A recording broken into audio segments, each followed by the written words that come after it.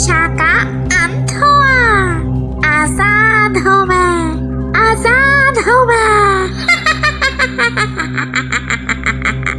30 सालों तक तुम लोगों ने मुझे यहाँ कैद करके रखा। मैं उन्हें नहीं छोड़ूंगी, बदला लूंगी मैं बदला लूंगी।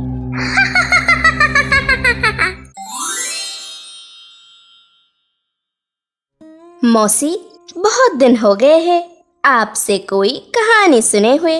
हाँ मौसी, एक अच्छी सी कहानी सुनाओ ना। यहाँ वहाँ की बातें तो हम लोग अक्सर ही करते हैं, आज सुना दो कोई एक अच्छी सी सच्ची कहानी। आपके समय में तो भूत प्रेत पिशाच इन सब का आतंक तो बहुत था, पक्षियाँ इनसे डरते भी बहुत थे। तो आप एक काम करिए, इसी भूत प्रेत के बारे में कोई एक डरावनी सी सच्ची कहानी ही सुना दीजिए, जिसे सुन के हमारे रोंगटे खड़े हो जाए। सुनाओ ना मौसी, आपकी कही कहानियाँ सुनने में जो मजा है वो किसी और चीज में कहा। मुझे तो ऐसी डरावनी कहानियाँ बहुत अच्छी लगती है। मौसी सुनाओ ना। हाँ ठीक है सुनाती हूँ। आज से 30 साल पहले की बात है। तब हमारा जंगल आज की तुलना में बहुत बड़ा और बहुत ही हरा भरा था। तब यहाँ पर पक्षियाँ भी तरह तरह की रहती थी। सब एक साथ मिलके बहुत ही खुशी से रहते थे। मगर एक दिन अचानक सब कुछ बदलने लगा। वो दिन जैसे इतिहास के पन्नों का एक भयानक दिन था। चुड़ैल की आत्मा हवा के झोंके जैसे इस जंगल में आई और देखते ही देखते आग की तरह पूरे जंगल में फैलने लगी। चारों तरफ उसके तबाही के निशान पड़े हुए थे। रातों रात बच्चे अंडे सब गायब होने लगे। पक्षियाँ इसके आतंक से डरे हुए थे। क्या करे, किसी को कुछ समझ नहीं आ रहा था। तब उस समय हमारे गांव में एक सरपंच हुआ करते थे। उन्होंने कहा कि हम सब अगर एक साथ भी मिल जाए तब भी हम इस चुड़ैल का मुकाबला नहीं कर पाएंगे। हमें किसी अच्छे तांत्रिक के पास जाना चाहिए जो हमें इस समस्या से मुक्त कर सके।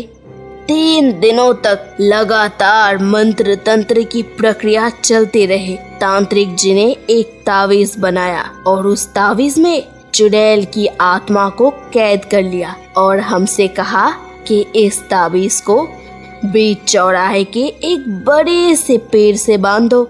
जब तक वो तावीज उस पेड़ पर सुरक्षित रहेगा तब तक चुड़ैल उसी में कैद रहेगी, वो कभी बाहर नहीं आ पाएगी। और तब से हम सब चैन की जिंदगी जी रहे हैं। बचाओ। अभी तो कह रही थी कि मौसी हमें डरावनी कहानियाँ सुनाओ और जरा सी बिजली कड़कने की आवाज से ही डर गए तुम लोग। क्या मौसी, बिजली कड़क रही है क्या बाहर? हाँ, बिजली कड़क रही है। जितनी जोर से बिजली कड़की लगता है बहुत तेज तूफान आने वाला है। एक काम करो तुम लोग, जल्द से जल्द अपने घर चले जाओ। हाँ मौसी, सही कह रही हो आप। हमें जल्द से जल्द घर पहुंचना चाहिए। घर में बच्चे अकेले हैं। अगर इस तेज तूफान में रास्ते में कहीं फंस गए तो बड़ी मुसीबत होगी। यह कहकर सब अपने अपने घर की तरफ जाने लगते हैं। पक्षियां डरे हुए थे, वह तूफान के आने से पहले घर तक पहुंच पाएंगे कि नहीं। आखिरकार पक्षियां अपने अपने घर तक पहुंच गए और तभी तेज तूफान के साथ बिजली कड़कने लगती है। इससे पहले जंगल में बहुत तूफान आए और गए, मगर यह तूफान पक्षियों की जिंदगी में भी तूफान लाने वाला था। तेज तूफान में चौराहे के पास नीम के पेड़ में जो ताबीज बंधी हुई थी वह टूट कर गिर गई।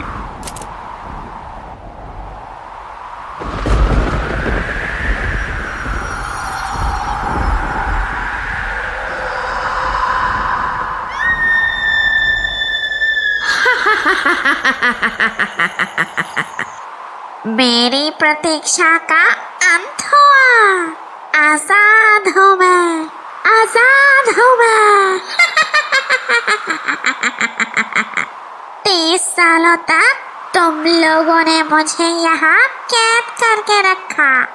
यहाँ परे परे मेरी हड्डियाँ सड़ चुकी है।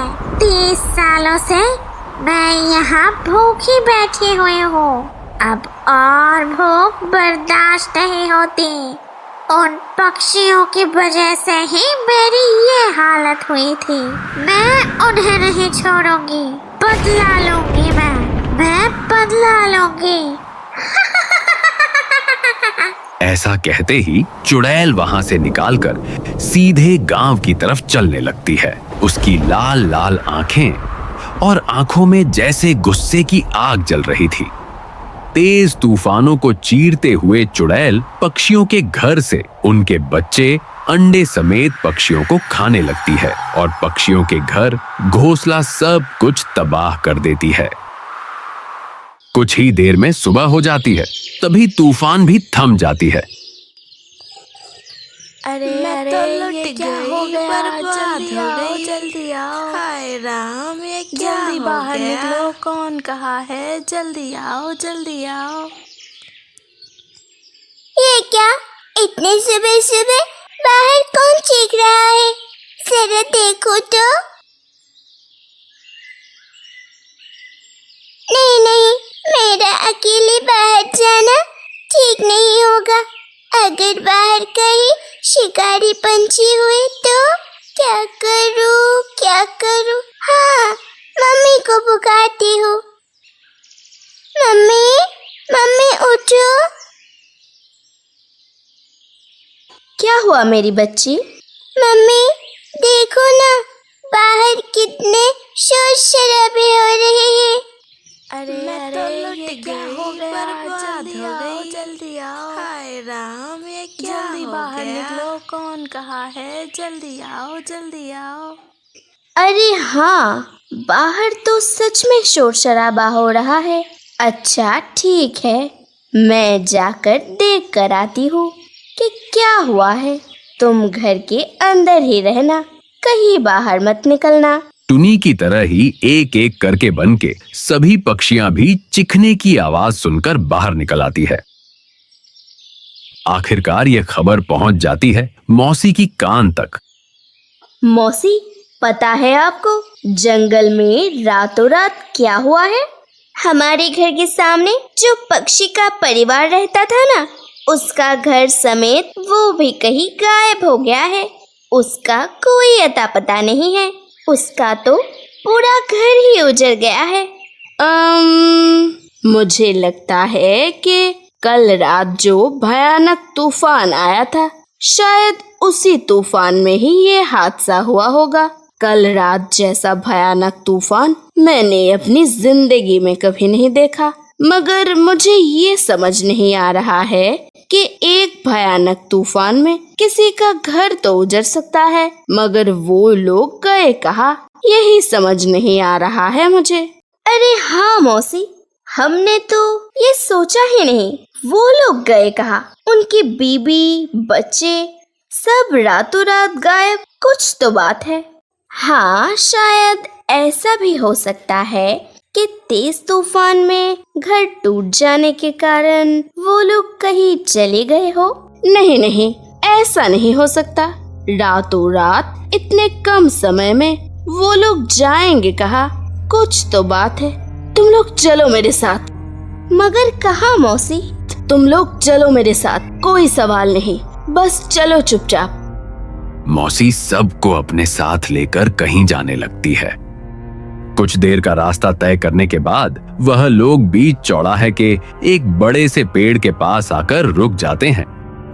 भयंकर, महाभयंकर, जिसका डर था वही हुआ। इस जंगल पर मौत नाच रही है।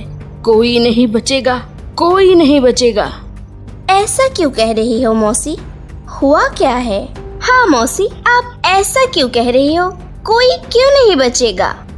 तुम लोगों को याद तो होगा ही, मैंने क्या कहा था मगर एक दिन अचानक सब कुछ बदलने लगा। वो दिन जैसे इतिहास के पन्नों का एक भयानक दिन था। चुड़ैल की आत्मा हवा के झोंके जैसे इस जंगल में आई और देखते ही देखते आग की तरह पूरे जंगल में फैलने लगी।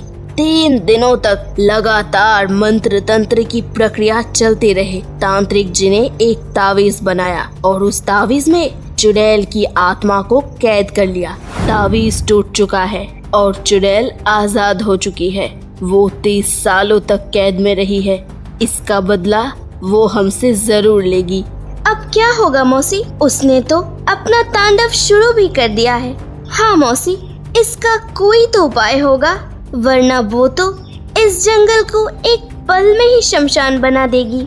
उपाय है या नहीं ये तो मैं नहीं जानती, मगर अब यहाँ एक पल भी रुकना खतरे से खाली नहीं होगा। वो चुड़ैल कभी भी यहाँ आ सकती है। अगर उसने हमें यहाँ देख लिया तो हम लोगों को अभी खा लेगी। चलो जल्दी, तुम सब मेरे घर चलो, आगे की बात वही जाकर करेंगे। सब तुरंत वहां से चले गए।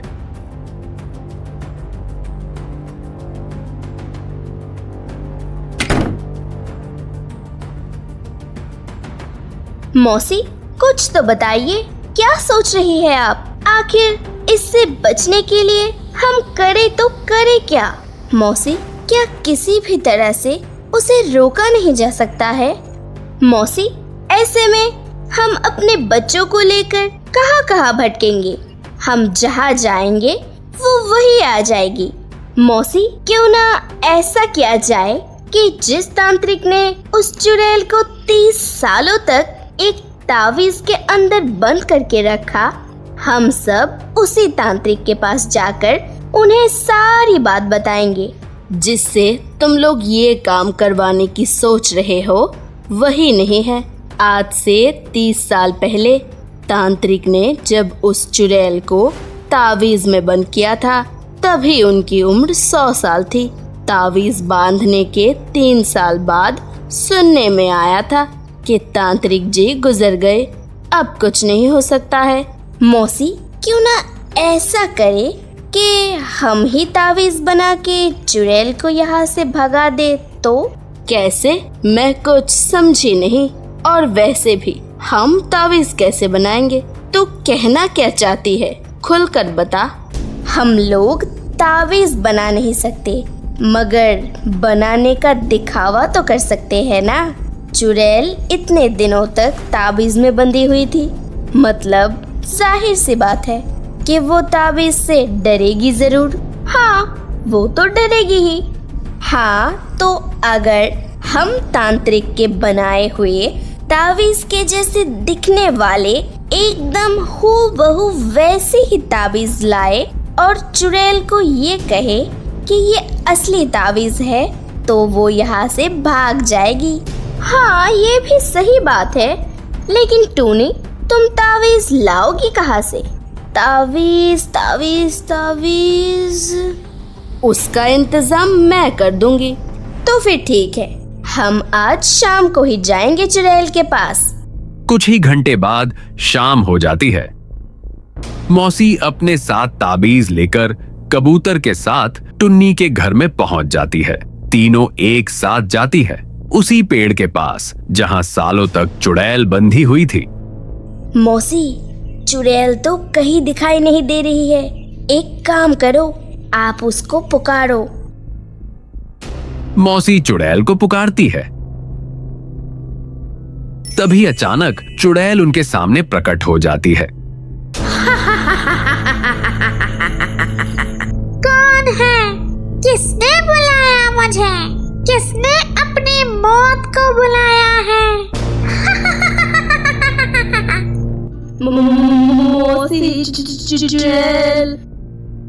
चुप हो जाओ कलमुहियों, मुझे अपना काम करने दो। मैंने बुलाया है तुझे। क्यों? क्या तुझे अपनी जान की जरा भी परवाह नहीं है? शिकार खुद चल के आया है मेरे पास। तुझे ही मैं सबसे पहले खाऊंगी। रुक जा चुड़ैल, तू मुझे क्या इस जंगल के किसी भी पक्षी को नहीं खा सकती है। ये देख तावीज, जिस तावीज में तू 30 सालों तक बंधी रही। हमने फिर से तावीज बनाया है तुझे कैद करने के लिए। क्या? तावीज? मुझे कैद मत करो, मुझे छोड़ दो। मैं किसी को नहीं खाऊंगी, मैं कुछ नहीं करूंगी। मुझे छोड़ दो, मुझे छोड़ दो। ठीक है, छोड़ देंगे तुझे, मगर तुम्हें हमारी एक शर्त माननी होगी। हाँ, सब करूंगी, मैं सब कुछ करूंगी। तुम्हारी सारी शर्त मंजूर है मुझे। मेरी शर्त ये है कि तुम यहाँ से बहुत दूर चली जाओगी और कभी यहाँ वापस लौटकर नहीं आओगी। मंजूर है तुम्हें? हाँ, मंजूर है मुझे। मैं अभी चली जाती हूँ। मौसी की बातें सुनकर चुड़ैल डर कर भाग गई और कभी भी इस जंगल की तरफ नहीं आई। देखा मैंने कैसे चुड़ैल को यूं भगा दिया। क्या कहा आपने? सिर्फ आपने अकेले ही भगा दिया चुड़ैल को? मेरा मतलब है कि हम सब ने।